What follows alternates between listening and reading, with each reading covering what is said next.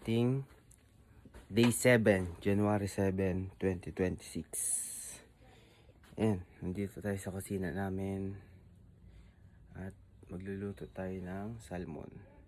Kakagaling lang natin sa dalawang meeting ng committee. Ayan.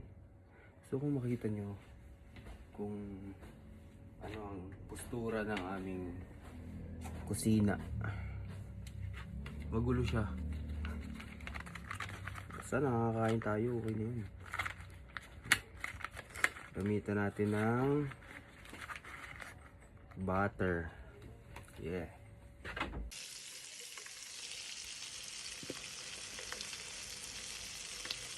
Ayan na, luto na. Medyo nabiyak lang ng konti. Yun. Turuan ko naman kayo mag-track. Yan. I-track mo yung kanin mo. Oh. Yan. 0-0.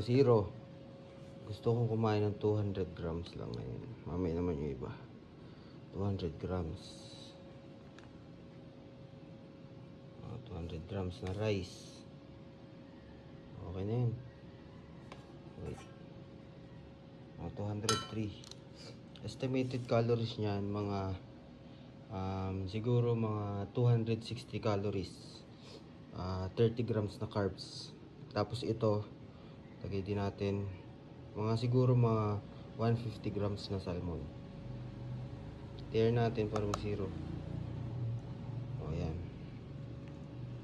Okay na yung 100, sakto. Yan. Tapos, sobrang basic guys. Lagay nyo 200 grams. Yan Tapos salmon.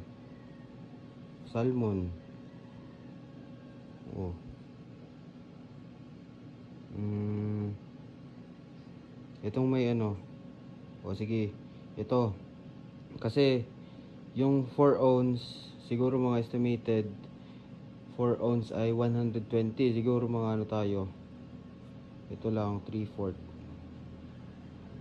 ganyan. Ay mababa lang pala yung ko protein. Yan, sige yan ayun may tira pa akong 1953 calories para mamaya. Yan yung lunch ko. Thank you guys.